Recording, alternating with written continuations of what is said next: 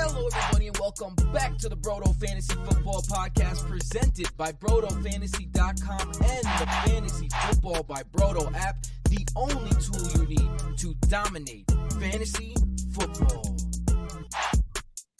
What up, what up, what up? It is another episode of the Dynasty Don coming at you with all the hottest Dynasty relevant news, notes, and market evaluations, player valuations, prospect profiles. You know what we do around here.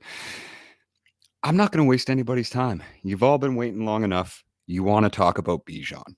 You want to talk about Bijan? We're going to talk about Bijan today.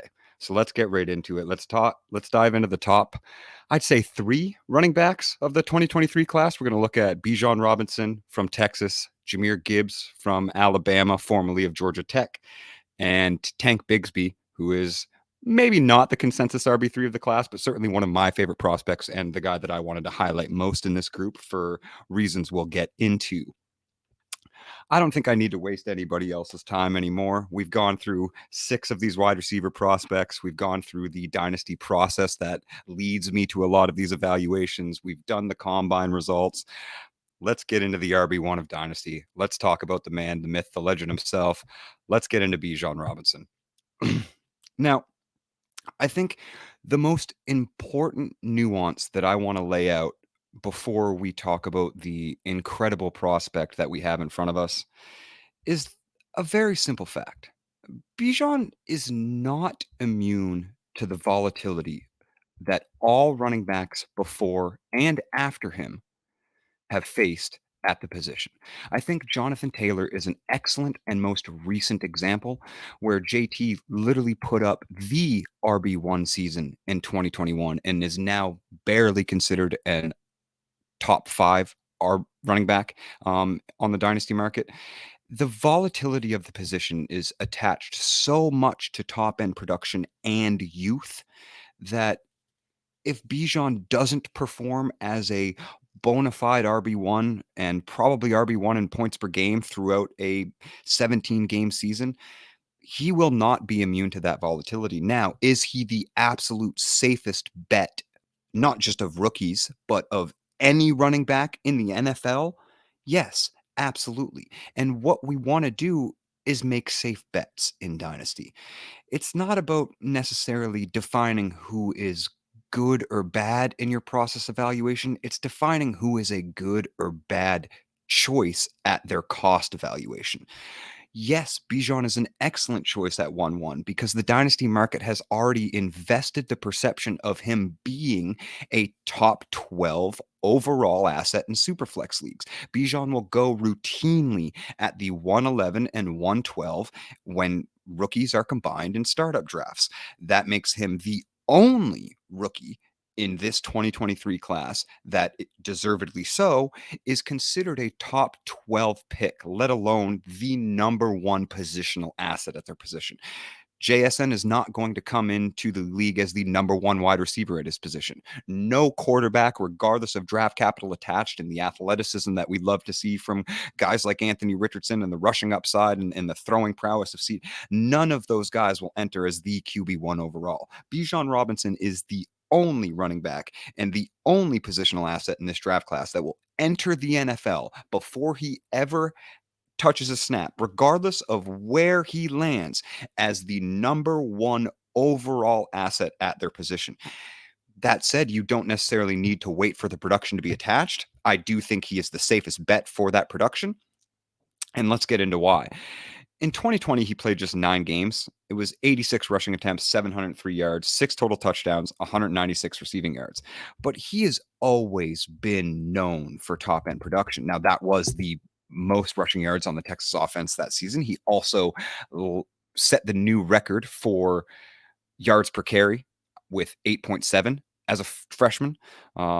Burst onto the scene. Again, he only played 9 games, but absolutely left his mark. And as a sophomore in 2021, played 10 games, broke the 1,000-yard threshold with 1,127 yards on 195 carries, averaging 5.8 yards per carries, 11 touchdowns. He did have 3 fumbles, and fumbles have kind of trickled around through Bijan's collegiate career, something that I guess maybe should be of note, but until obviously we see those touches at an NFL level and how he protects the ball on the field. At the pro level, it's going to be really difficult to see if that coincides because fumbles aren't a sticky stat. Passing game in 2021, Bijan pulled in 26 receptions for 293 yards. So, no, he's not the best receiver of this draft class, which I think is a false label that he's getting attached to as this super generational talent. Now, he may very well be the last generational running back that we ever see, with committees becoming commonplace in the NCAA as they are becoming in the NFL. But he is above average and above replacement at absolutely everything, and that includes receiving production. He might not be the number one receiver in this class, and we will get to the number one receiving running back in this draft class, but he's absolutely above replacement of everybody in the class when it comes to his ability to be on the field for passing downs with his pass blocking and his upside in receiving and his rushing ability and so Bijan's just the most complete asset and the most above average and above replacement at everything. It doesn't necessarily mean that he's the most elite at any one single thing. And I think you can kind of think of guys like Christian McCaffrey in that sense, where he had phenomenal collegiate numbers, as we're going to unpack with Bijan, but wasn't the most elite at any one thing. And when he came into the NFL, because he was able to be on the field in so many important situational downs because of his above replacement talent, it turned him into this multifaceted superstar. And I think Bijan can very well follow that exact trajectory. He was named a first team All Big 12 in 2021. And in 2022, as a junior, after that big sophomore breakout, he saw action in all 12 games for the Longhorns, ran an elite 1,575 yards on 257 attempts. That's 6.1 yards per carry, 18 touchdowns, 2 fumbles. As a receiver, 19 receptions for 314 yards.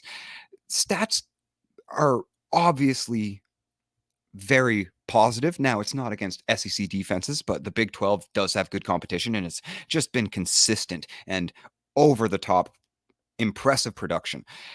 Bijan isn't a prototypical bruiser by any means. He's 5'11", 215 pounds. He has a wingspan of 31 and 1/8 of an inch, hand size of just under 10 inches, which is big part of the reason why he's able to corral so many of those passes.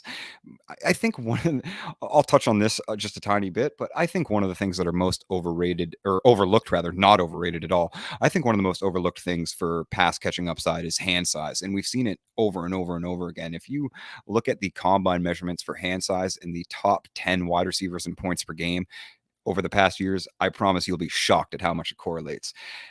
Bijan's going to enter the NFL draft at just 21 years old after an 18.9-year-old breakout, which was that freshman season where he was the MVP in the Alamo Bowl after blowing up in that game and obviously leading the team in rushing production. He has that sweet BMI above 30, 30.1 for those that are too attached to that. And of course, early declare, only played 3 seasons, so was able to afford himself that extra year off, get to the NFL early. We always like to see that with prospects. More important for wide receivers, yes, but absolutely love to see it for running backs as well. And speaking of above replacement and just above average and good at everything, he's not the most phenomenal athlete. No, he didn't finish with the highest 40 or the biggest vertical leap or the most bench presses, and pro day still to be seen, but 40-yard dash, he comes in at 4.46, and at 5'11 and 215 roughly at game day, that's pretty decent. A 10-yard split at 1.52, absolutely great. 37-inch vertical, awesome. 10-foot 4-inch broad jump, terrific. Like, it's just everything adds up and keeps adding up and keeps adding up with Bijan. He's one of the best running back prospects you'll ever see. Is he the greatest running back prospect you'll ever see? No. And I think that needs to be said again. Jonathan Taylor, by all accounts, was a better running back prospect than Bijan Robinson currently is. And look at the volatility that man has faced throughout the dynasty market. Yes, Jonathan Taylor is still an elite asset, but are you drafting Jonathan Taylor in the first round of dynasty startups? You're not. People are drafting Bijan. It's a very, very short window that you are allowed to have a leash for value volatility when it comes to the running back position. And people need to keep that in mind when they are investing their 1-1s in Bijan. absolutely there are quarterbacks in this class that are going to hit and have a much, much longer sustained value and more production. As we know, quarterbacks often put up more points per game than any other position than Bijan will. But it's the scarcity of elite assets that are currently in the NFL at the running back position that makes Bijan so special. Also attached to, obviously, what is a terrific profile.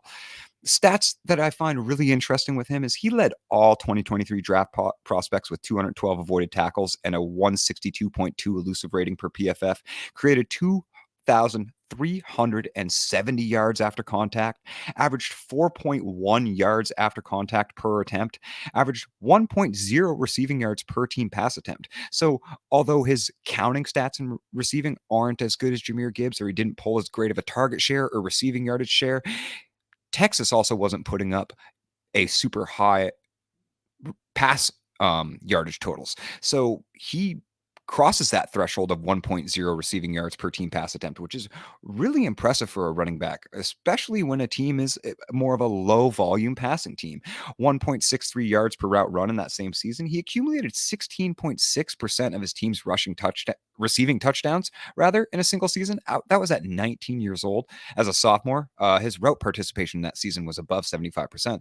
So the upside is absolutely there as a receiver. There's no denying that at all.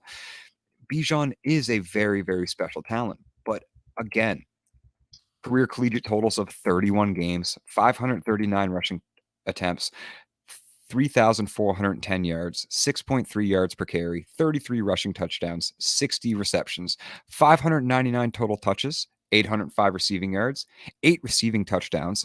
That's grand total of 4,215 scrimmage yards, 7.0 yards per attempt, and 41 total touchdowns. Saquon was a much better prospect, volatile. Brees was a slightly better prospect, volatile. Jonathan Taylor, by all accounts, a better prospect, volatile. It's you have to take into account that if you're not necessarily ready to push yourself over the top, trading off for multiple elite assets or moving back into the quarterback range and adding something to Bijan is not a negative move. You don't have to follow consensus to see positive value on your rosters. In a vacuum, it's undeniably Bijan at 1-1. Undeniably. And let's get into his scouting strengths. He's got great size, but not massive size. Excellent speed, but not a true burner. He's great after contact, but doesn't have elite power. His best attribute is his relentlessness and his refusal to go down, his refusal to say no on any given play. He can break tackles at all three levels. He can evade tackles at all three levels, whether it be small zones in at the line of scrimmage or linebackers after he breaks the first level or defensive backs, and outrun all three of those levels as well. Obviously, his straight line speed, I think, is a little sneakier than his 40 suggests and in-game speed, but no, Bijan doesn't have Chris Johnson speed. He doesn't have Jahmyr Gibbs speed, but he does have elite vision that those other guys don't possess. He's aggressive, super aggressive at the line of scrimmage, and continues to thrive through contact at those levels. His vision is of the best I've ever seen. His ability to get more than what is given on a consistent basis cannot be underlined. He possesses quick feet, good straight line speed, doesn't have elite burst, but his patience to be able to find those gaps and find those holds and use his change of pace and his explosivity and deceleration in those places where tacklers over pursue is absolutely incredible. Always fights for extra yards. Very well balanced runner is Bijan.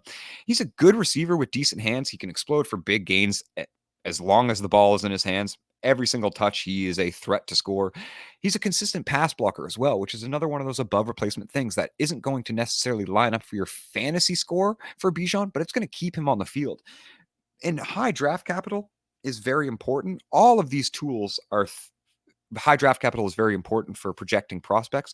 All of these tools lead to higher draft capital. So you want a guy that can, even if they're not going to draw up the pass for him on a short yardage third down or a screen play, Even if he's not getting the handoff, he's always on the field in those situations, because you don't want a guy that is just a situational player when you're investing this much draft capital into him. He needs to be a 3-down workhorse, and Bijan Robinson, by all accounts, absolutely is. He keeps his pads low, consistently falls forward, always gains extra yards, owns a variety of footwork tools. To alter his pace, he moves laterally well, he moves vertically well, he moves backwards well. He's faster than meets the eye, but he's also quicker than he is fast. He resets really, really well in pace, runs stretches well, runs zone blocking well, runs between the tackles well, and obviously in screens and open spaces on wheel routes. He's a very good receiver, and his route tree isn't just limited to a backfield route tree. We've seen Bijan line up in the slot limitedly. We've seen him play out wide. He's run wide receiver routes at a rate that you don't really see from collegiate prospects in college. So again, very impressive. Weaknesses are to be brought up though, and there's certainly some scouting weaknesses for Bijan. While he has very good speed, again, it's not elite. You're not going to see him run away from these elite DBs out here like Tariq Woolen, Sauce Gardner, Patrick Surtain, guys that possess real 4-3 speed. He will get caught from behind from time to time.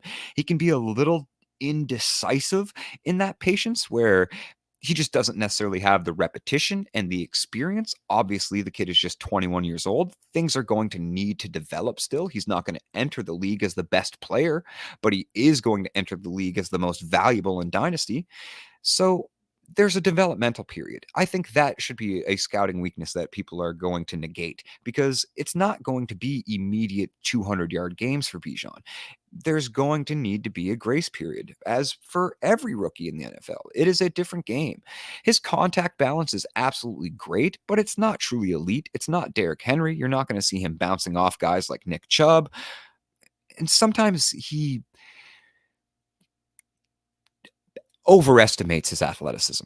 Let's say that. Sometimes he overestimates his athleticism, kind of steering himself into dead ends, resorts too much on his body catching, so that good receiving doesn't necessarily come from his hands. Very low A dot. You don't see his high depth of target like guys like Jahmyr Gibbs or Deuce Vaughn for that matter. Very low depth of target, everything kind of coming behind line of scrimmage. Although, as I said, he does have a little bit of experience running real wide receiver routes and had some receptions in those spots. Doesn't fully extend or sustain those blocks, like we were saying in the pass blocking department. Not something that's going to be a huge detriment, but definitely something that might affect his draft capital a little bit. I think Bijan's a slam dunk top 20 pick. I think you're probably going to see him go higher than that. He's going to need to quicken his decision making time at the NFL level. Again, that's a little bit of that grace period. Occasionally, kind of falls behind the pace of the play. He's not perfect by any means. No prospect is. And those are things that we need to bring up about Bijan Robinson.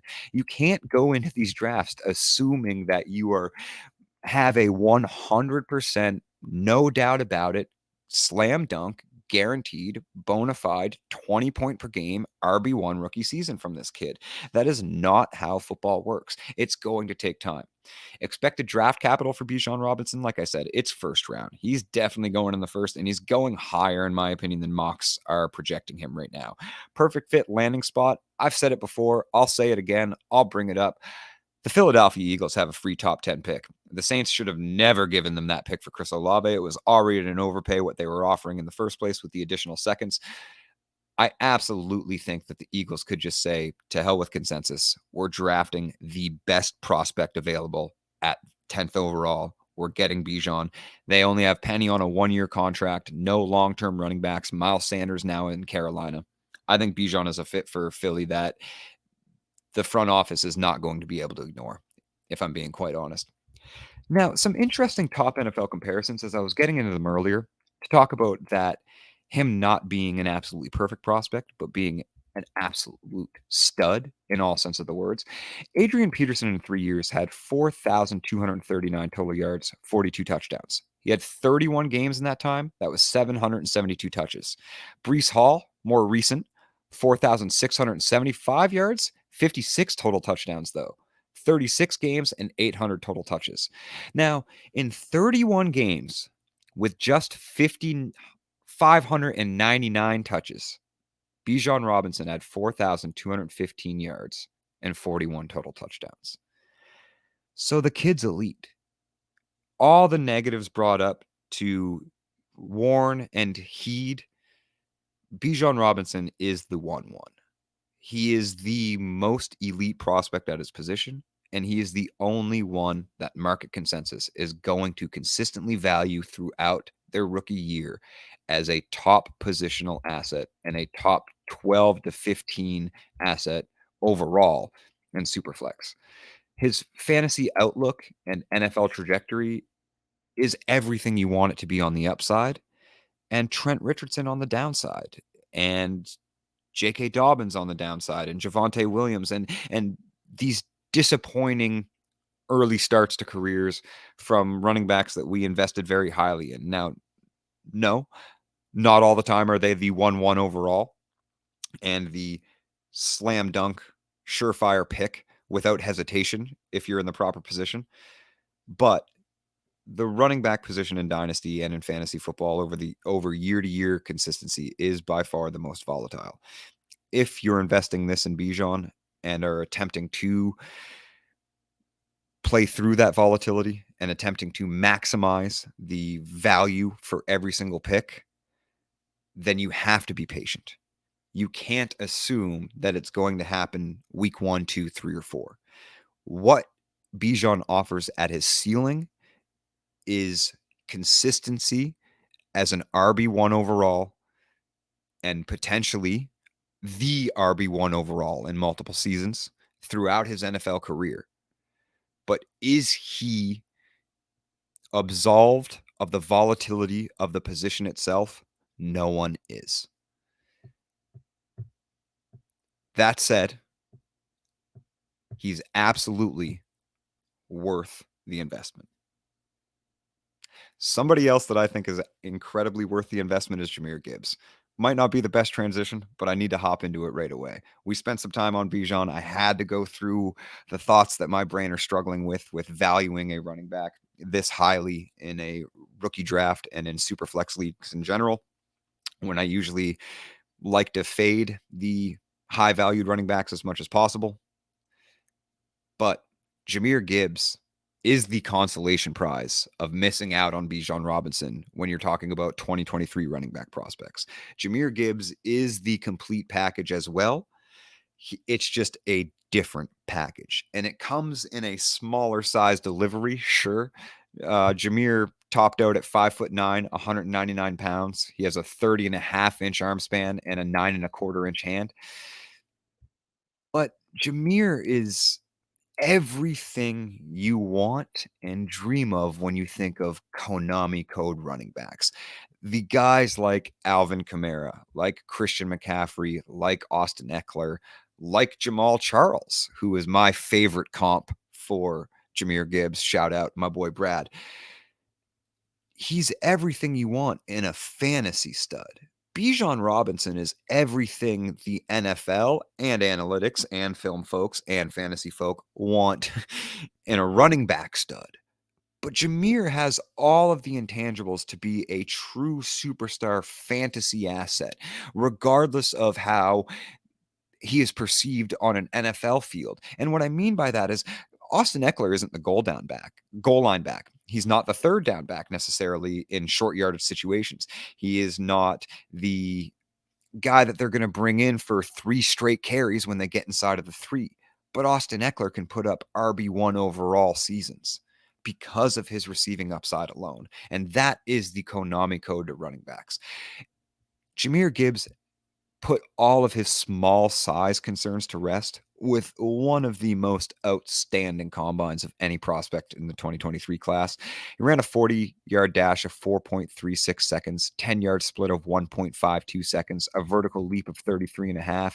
He didn't participate in the broad 3-cone or 20-yard, but those numbers are good enough to know that Jahmyr Gibbs can burn and turn on anybody at any level. That includes the NFL. He ranked as the 4th running back in the nation's recruiting class, so he was been known. Multi-sport athlete, destroyed high school numbers, was named Georgia Man of the Year in high school, Sports Illustrated All-American in high school, second team All-American in 2021, first team All ACC in 2021 when he was at Georgia Tech, named a finalist for the Paul Hornung Award in 2022, which is the award given to the most versatile collegiate player, given to players like Christian McCaffrey in the past, and guys that really do it all: return punts, catch passes, rush. He led all running backs in forced missed tackles on receptions. That's 18 forced missed tackles after the reception in 2022. Doak Walker Award semifinalist, SEC MVP semifinalist for the Maxwell Award, fifth highest recruit in Georgia Tech history as well. So Jahmyr Gibbs been known, and his transfer from Georgia Tech to Alabama was certainly seen as a positive one for his draft capital. Obviously, Alabama running backs are always going to be favored a little bit, but Jahmyr Gibbs was having positive production and certainly receiving production and positive traits when he was at Georgia Tech. They just weren't utilizing him and placing him in a position where his draft capital was going to skyrocket like a place like Bama can. So some people like to discount transfers, and I think that sometimes you can, especially guys that transfer, say, from G5 to P5 conferences, and are maybe on the sleeper radar, but aren't necessarily ever going to get the NFL love or the collegiate production that coincides with true dominance at the NFL level when they're at those lower level conferences in G5. So being in the ACC at Georgia Tech, he rushed 89 times for 460 yards and 4 touchdowns, did Gibbs in his first season. He caught 24 passes that season for 303 yards and 3 touchdowns, just 7 games played. Sophomore campaign, they started to turn it up a little, but still very underutilized in my opinion, especially considering the prospects that Georgia Tech had. They only let Gibbs rush 143 times for 746 yards. He had 4 rushing touchdowns. He would gain 465 yards through the air, which obviously set ablaze the notion that this kid is a true yak monster and receiving monster. And he has a very complex route tree. He has the highest slot rate and highest out wide rate of any running back prospect in this class. And they are both above double-digit percentages. So he's actually played in those positions consistently, more so at Georgia Tech than at Bama, absolutely. But they were utilizing him all over the place, and hence the Paul Hornung Award. It wasn't just for the receiving out of the backfield, but literally the receiving all over the place, where they were playing him at wideout as well. After his first 2 seasons at Georgia Tech, Gibbs entered the transfer portal. Some see it as a negative. I didn't, especially when he landed with Bama, and Bama didn't really have anybody to stand in front of him. He finished with the highest PFF receiving grade of any running back in this class with 91.5. This is what I meant by he is the best receiving running back in this class. It's not Bijan. It's absolutely Jahmyr Gibbs. And as we know, players in this position, running backs, PPR, half PPR, it turns them into untouchable assets, both in value and production. Guys like Kamara, guys like Eckler, it needs to be reiterate. Jahmyr Gibbs is the consolation prize. If you're sitting at 1.5, 1.6, JSN goes, 2 or 3 quarterbacks go, and obviously Bijan at 1.1. There should be no hesitation to smash Jahmyr Gibbs and take it to the bank. He is going to be an NFL stud if teams utilize him like they did in Georgia Tech for his final year there, and like Bama did in his final collegiate season.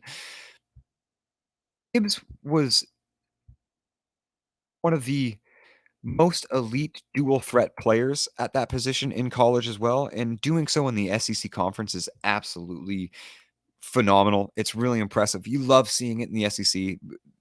Guys always say that it is the closest iteration of NFL defenses, and I mean, watching 13 Georgia Bulldogs get drafted in the first 2 rounds over the last 2 years probably tells you a little bit of why that statement is true. It's the SEC produces NFL superstars on defense consistently. So you are playing against NFL talent on a more consistent basis.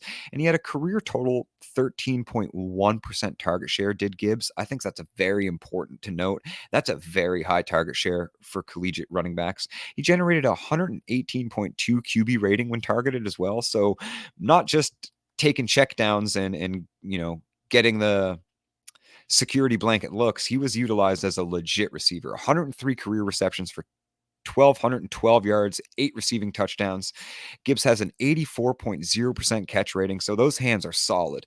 Ran 10.8% of his routes from the slot and 15.1% of his routes out wide as a receiver, leading all eligible running backs in both categories, as I said. Averaged 1.6 yards per route run, forced 104 missed tackles, boasts 115.7 elusive rating from PFF, created 1,292 yards after contact with 3.6 yards after contact on rush attempts. So that's a little concerning for sure, a little lower on rush attempts, but 4.17 yards after contact per touch, which is amongst the best. So, yes, Jameer can get stuffed at the line a little bit. We'll get into his scouting weaknesses in a moment, but for all intents and purposes, he's elusive, he's fast, he's a burner, he's multifaceted. He can be utilized on all 3 downs because he is a plus runner. He is an excellent zone running back and stretch runner. And obviously, he is the most elite receiving running back in this class. Collegiate career totals cement that.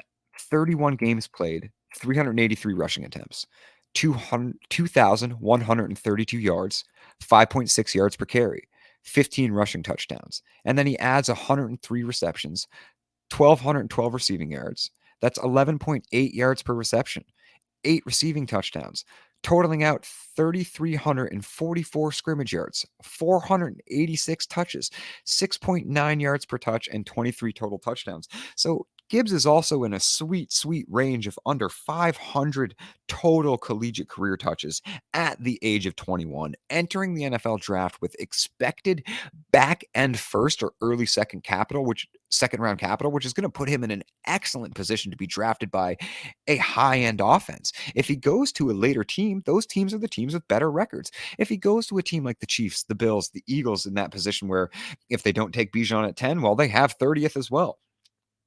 These are things that landing spots that I absolutely could see for Jahmyr Gibbs that would skyrocket his value and lead to pretty positive immediate production.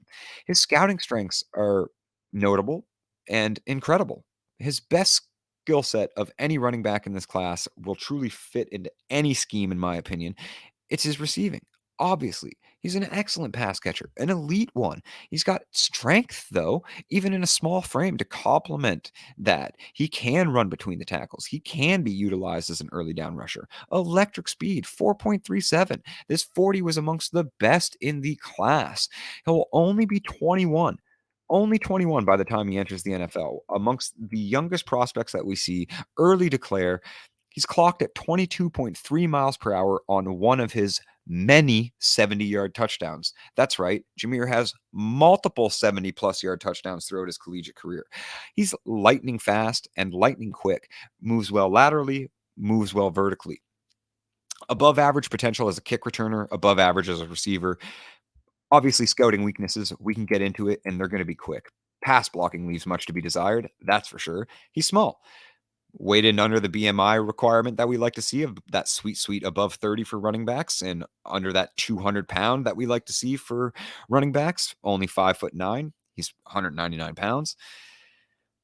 But that gives us still a pretty awesome bucket of players if he gets the draft capital expected. And we do expect late first, early second round draft capital. He's going to get a good landing spot. I think the Chiefs is the perfect landing spot. Obviously, they just got rid of Clyde Edwards-Helaire. Jahmyr Gibbs would be a cheap 4-year deal. He would probably be everything they expected Clyde Edwards-Helaire to be in that super versatile option. It's like having a supercharged Jerick McKinnon, who was the RB1 for the final 5 weeks of fantasy football in 2022. He's an extremely talented runner. He'll fit every single scheme. But we'll get into the negatives. And the negatives need to be asserted. Jahmyr Gibbs is not going to see a 90% opportunity share, a 90% snap share, a 85% opportunity share, a 75% rushing share, but he may see a 15 to 20% target share, and he may see 45% of those rushing attempts. He'll probably be in a committee, but being in a committee that is highly functioning with the per touch explosivity that Jahmyr Gibbs has makes him into a Tony Pollard-esque. Now, outweighting that Tony Pollard to get the RB1 role, and it took 4 seasons, is obviously very frustrating, but it won't take that time for Jahmyr Gibbs. He's going to be more talented than the running backs on the roster that draft him. It's just going to be a question of whether or not teams will trust his size and his ability to maintain that workload. I do think he works best with a complementary back, kind of in the same position as DeAndre Swift and Jamal Williams did when they were both healthy and producing. Swift, obviously, injuries couldn't keep him up, but Jahmyr's never really dealt with major injuries. He's got a few nicks and bruises throughout his collegiate career. That could be thrown in as a weakness. But his pass catching upside, his versatility in any scheme, as he showed through the transfer portal, going to a completely different offense where he was utilized more as a running back, as a traditional running back, than a versatile pass catcher as he was at Georgia Tech, I think speaks volumes for how this kid is going to perform regardless of his landing spot. Jahmyr is not as safe as a bet as Bijan, as we were speaking of that volatility, but he's absolutely the safest bet afterwards. And the only true top 6 positional asset that I could see out of this class. I could genuinely see Jahmyr Gibbs breaking into the top 5 dynasty running backs for an extended period of time. I don't necessarily see that from guys like Zach Charbonnet, from guys like Zach Evans, from guys like Izzy Abaconda. I don't see it from these guys. I do see it from Jahmyr Gibbs, and obviously we see it from Bijan. But the other running backs in this class, although very good, and as many good running backs as there are not what Jahmyr and Bijan bring to the table. So I would say there's a clear top 6, maybe 7, depending on how you feel about Anthony Richardson. I would say there's a clear top 6 in this draft. It goes Bijan, whether you like Stroud or Bryce Young more doesn't matter to me. And then it should be JSN and Jahmyr Gibbs. That's the clear. That's where the tier breaks. I don't feel the same way about Quentin Johnson. I really like Jordan Addison. Anthony Richardson, obviously, in that tier, should he get the draft capital and you are feeling the athleticism. But yeah, Bijan and Jahmyr possess something that these other running backs don't. And although this other running back doesn't possess those elite traits, I think the most intriguing running back prospect that isn't named Bijan Robinson or Jahmyr Gibbs is Tank Bigsby.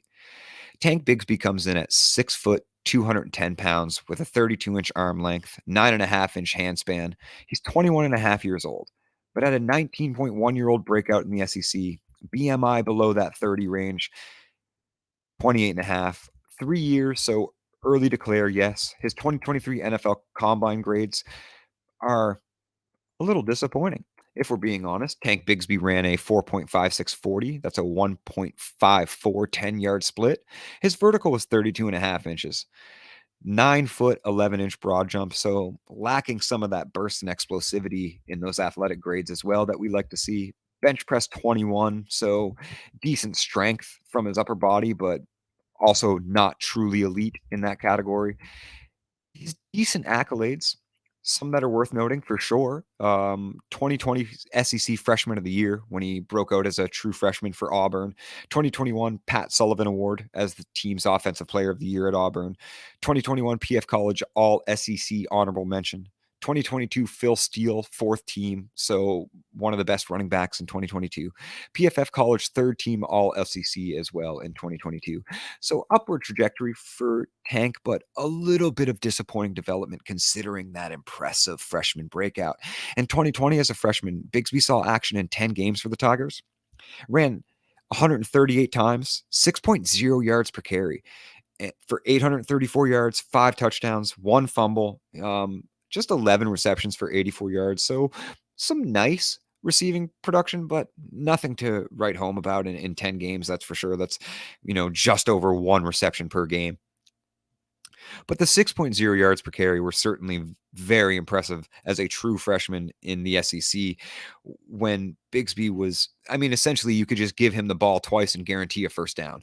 It was a joy to watch, and the upward trajectory was assumed to be very high. It didn't quite come, In his sophomore year, he played 13 games, broke the 1,000-yard mark with 1,104 yards on 224 carries. That yards per carry dropped with the volume, 4.9 yards per carry, 10 touchdowns. And the fumble numbers went up with the volume as well. 4 fumbles that season. Caught 20 receptions for 180 yards, but again, across 13 games, not overly impressive. Some good yards per reception numbers, but his average depth of target was actually in the negatives, so everything was behind the line of scrimmage, mostly just getting him in some open space. In 2022, as a junior, Bigsby played 12 games for the Tigers. He ran for 976 yards, 178 attempts, so 5.5 yards per carry, getting back up there to that impressive range, but he never topped back to those freshman numbers analytically. 10 touchdowns in his final season, one more fumble. He never had a single season in college without a lost fumble. As a receiver, he added 30 receptions for 180 yards in his senior year, did Bigsby, which was obviously the best of his collegiate career, but again, just over 3 receptions a game, or just under 3 receptions a game, rather. Not overly impressive yardage totals. And something worth noting, Tank Bigsby has never crossed the end zone in college after catching the football. 0 receiving touchdowns. 3 collegiate seasons, 0 receiving touchdowns. That's not entirely impressive. He was a 5-star recruit. So obviously had some high praise coming into the position as well. Destroyed the high school scene, but it was kind of just rough roads from there on out. The stats to know for Bigsby are middling. He never really impressed to where he was the leading running back in any specific analytic, but he's a very, very good pure rusher. Very impressive. His ceiling comp is probably similar to a Nick Chubb, as he does have 155 total forced missed tackles against SEC defenses, had 44 total breakaway runs during his collegiate career at Auburn, boasts a 111.6 elusive rating per PFF. He created 1,993 yards after contact over 3 seasons at Auburn, averaged 3.8 yards after contact with a career best of 4.16 yards after contact, which is merely 0.01 yards behind Bijan Robinson. Tank's a great runner. He's an excellent pure runner, but he doesn't add much receiving upside, and his pure running profile kind of dwindled throughout his career. It saw an incredible peak analytically in his freshman season, then regressed slightly in his junior year, and as Auburn struggled mightily throughout Tank's final season, it middled. It was in between his freshman and his junior years, or sophomore years rather, analytically. So you would like to see a continuous upward trajectory so that they stay above the regression line. And what the regression line is as players are further removed from years of high school, they have to be producing at a higher level to be compared on a same linear slope as NFL talent that has had at least a top 24 positional finish. So meaning the longer removed from high school and the more years of college you have, the higher your final years of production need to be for you to be in comparable buckets to players that have finished at least a wide receiver 2, RB2, QB2, so on and so forth, meaning hit rate. In 2020, Bigsby had really phenomenal freshman season, 138 rushing attempts for 834 yards, 6.0 yards per carry, 5 total touchdowns. That's where we need to pay the most attention and invest the most. If we're believing in Bigsby, we're believing in his true freshman breakout against SEC defenses. Career collegiate totals, 35 games played, 540 rushing attempts, 2,903 yards, 5.4 yards per carry, 25 rushing touchdowns, 62 receptions, 448 receiving yards, 0 receiving touchdowns. Wah, wah, wah. 3,351 scrimmage yards for Bigsby. That's 5.6 yards per touch at the collegiate level. Not quite elite in that 6.0 range that we'd like to see, but he's knocking on that door and everything when it comes to yards per touch and yards per rushing attempt. 25 total touchdowns, 602 total touches. 602 total touchdowns would have been really nice. 602 total touches. So he has some wear. He's got a little bit of tread on losing a little tread on the tires, but definitely not in that range where you're really worried above that 800, 900 touch range. NFL ready frame, rapidly processes the defensive front, able to cut and go instantly when he sees the hole. So again, Tank's just a great pure runner. His scouting strengths are all going to be focused on pure running. He doesn't present any receiving upside. Scouting weaknesses is he tries to do a little too much at times. He tries to out athlete guys when he's not the best athlete, when he's more of a patience, pace, and force through your face kind of runner. Plays with an upright running style. Not great. You'd like to see him keep his hips a little lower to force some bounce off contact. He'll bounce a little out wide too far and doesn't have that elite speed to turn up. So on zone and stretch runs, it's kind of frustrating to watch Bigsby try to outrun the entire line of scrimmage when he has open holes, especially knowing how good his vision is at times. Expected draft capital, late second, third round for Bigsby. I probably see him slipping a little bit into the third rather than going late second, where EDP has him currently ranked. But definitely before the fourth. Like he will be a middle third or high third round pick, and again potentially late second. Perfect fit and landing spot. I think Bigsby kind of needs a bit of a time to develop. Um, Maybe in a role where they have a veteran producer on a high profiled offense where Bigsby can take on a higher opportunity share throughout the season, kind of on an uptick swing, and work him in more as the first and second down back. Hopefully, a guy with some receiving upside. So, I think honestly, a really good fit for Tank Bigsby would be the Tampa Bay Buccaneers. Now, high profile offense isn't necessarily going to be true for that team with no quarterback in sight. Or, well, I mean, I guess you could count Kyle Trask if you want to, but they don't really know their quarterback situation. The offense is obviously going to regress a little bit, but I think him and Rashad White would actually make a phenomenal 1-2 punch. So Tampa Bay is a great landing spot for me, middle of the third for Bigsby. To wrap it up, he's a very solid pro prospect. He does everything well. He's a shifty runner. He's an excellent pure runner. He has some receiving skill that can be developed. He still has a frame that can put on some weight as well at the NFL level. He possesses good enough speed. His 4.56 is certainly not eye-popping, but it's not a death knell either. It's not a red flag that you need to completely discount him as a viable prospect because his rushing upside is so pure and so strong that Bigsby can definitely bring you, those high-end RB2 numbers on rushing upside alone, should he meet his peak. Again, he's a riskier prospect than consensus would have you believe. I think he's around RB5 right now in market consensus behind guys like Zach Charbonnet and Zach Evans. I prefer Bigsby to those guys.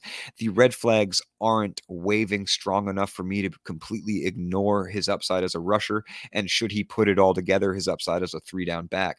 Bigsby is somebody that with a true freshman breakout like that, I am willing to have a little more patience to the nuance of how bad Auburn was, how bad that offense was under their coaching changes, and how bad Bo Nix was before he transferred to Oregon. I'm willing to add a little nuance to this evaluation and say that I'm preferring Bigsby. That can be changed with draft capital. If the NFL fades him completely, then I will as well. But as we stand right now, Tank Bigsby is somebody that I am not completely out on and somebody that I find very intriguing. I find him very intriguing for his analytical profile being right on the borderline of all of those elite traits for rushers, and right on the borderline for what we would expect from a guy that can produce at the NFL level. He's missing out some elite aspects, absolutely. But if Tank can put it all together, he will be the RB3 of this class for years and years to come. And that's going to wrap it up. I had so much fun. It's always so much fun, even when I'm flying Dolo with you guys. Everybody, much love, much respect. Please consider heading over to patreon.com/BrotoFantasy, subscribing and contributing for as little as $3 a month. You get extra podcasts. You get extra waiver wires information. Well, the waiver wire pod when it's in season. You get Cass's DFS optimizer in season. We have the Broto Fantasy Discord flying high always, as per usual, the greatest community in fantasy football and Discord, period. in the Discord, we're always talking about betting, basketball, baseball, all things sports, all things life. Just phenomenal people to hit up and chat up whenever you have a thought that you want to share. Also, Dynasty guy, Dynasty access. You need help with your Dynasty teams. Patreon.com gets you into the Discord. I'll answer any questions, all questions at all times. We're always out here. You can follow me at PsychWardFF on Twitter, on Instagram, on everything social media. Follow at Brodo Fantasy, at FF by Brodo. You can get to the boys by following them at Brodo FF Tim, at Brodo FF Mike, at Brodo FF Jason, and at Brodo FF Casanova. Much love, much respect to everybody. We'll see you next week.